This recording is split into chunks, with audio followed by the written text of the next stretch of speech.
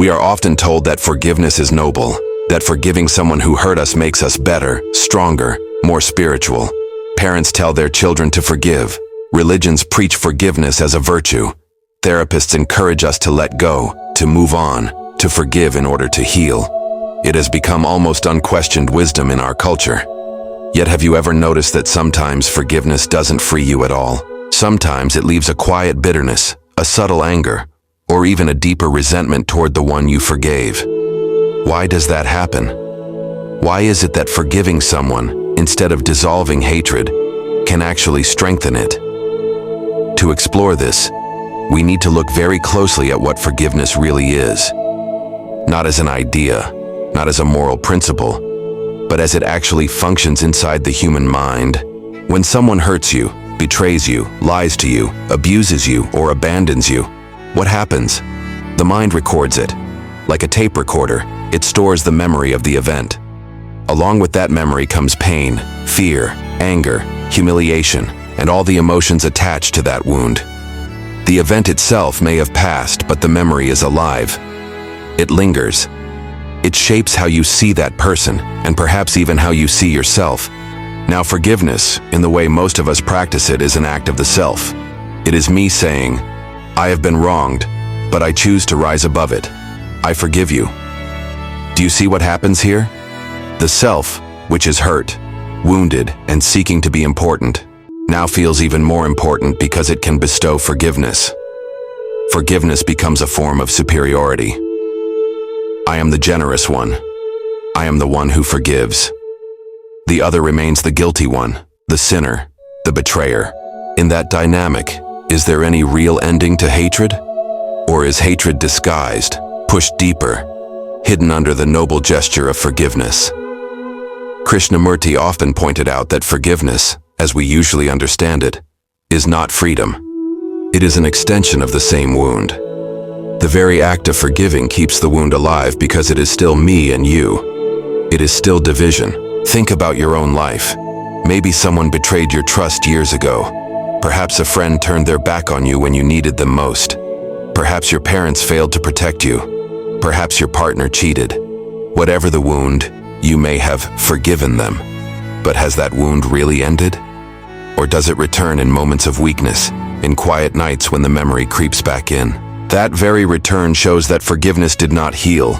It merely covered the wound with a thin cloth of morality. Underneath, resentment continues to breathe. And when resentment continues to breathe, hatred grows. It may not always appear as open hostility. Sometimes it appears as cold indifference, sometimes as sarcasm, sometimes as silent judgment.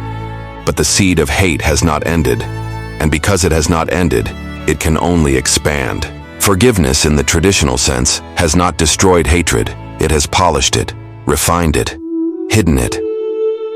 Krishnamurti once said, "When you forgive, you still hold on. To forgive, you must have first condemned. But if there is understanding, there is no condemnation, and therefore no need for forgiveness." That is a shocking statement, because it overturns what we are taught to believe. He is saying that forgiveness itself is a continuation of violence. To forgive means I still carry the image of the one who hurt me, and I carry the memory of myself as the victim. That very image keeps me chained to the past. So the real question is not, how can I forgive? But can I understand the hurt without carrying it forward?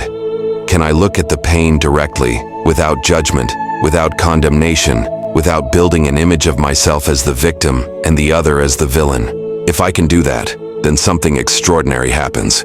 The wound begins to dissolve, not through an act of will, not through forgiveness, but through pure understanding.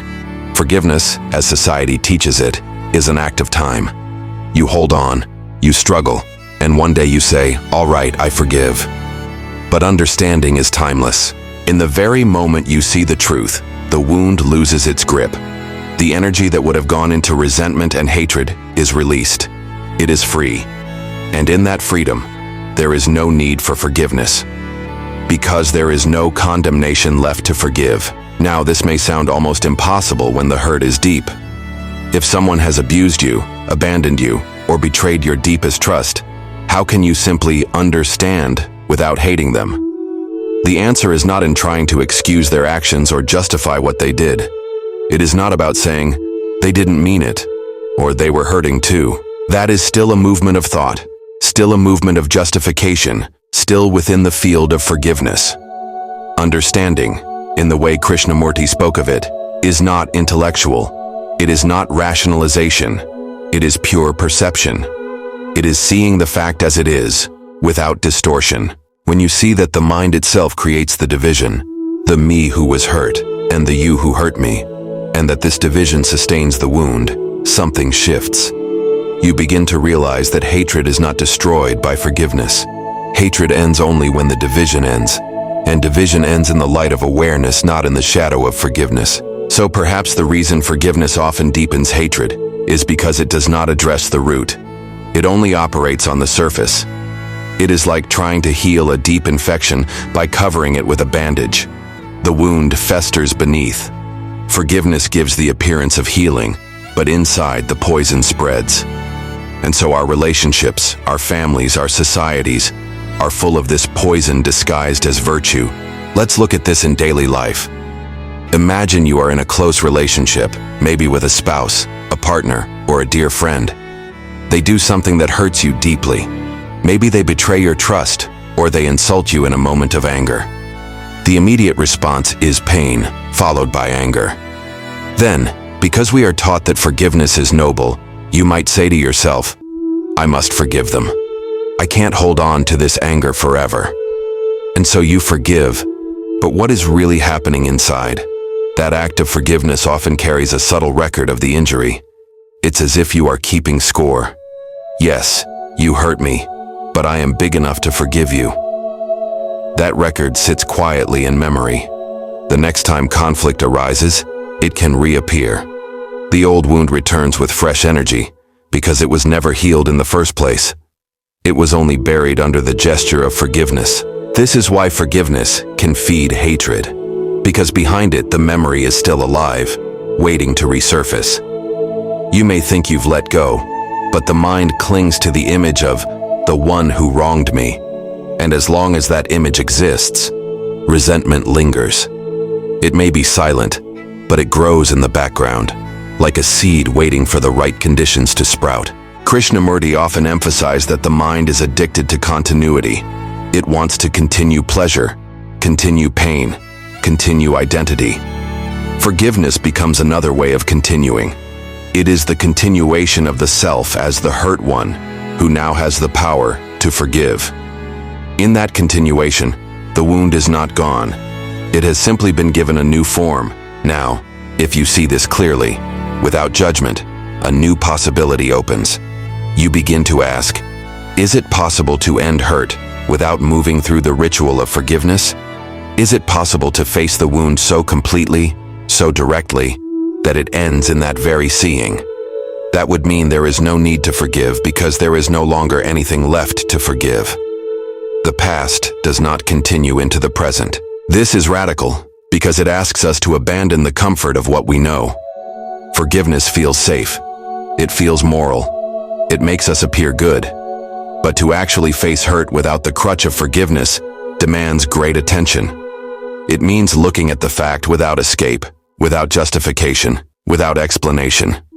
To look at the raw pain, the sense of betrayal, without covering it up with words like, I forgive you, or I understand. Have you ever noticed that when you look at something very directly, without running away, it changes? If you look at a sunset without distraction, there is no thought of past or future, just the beauty of the moment.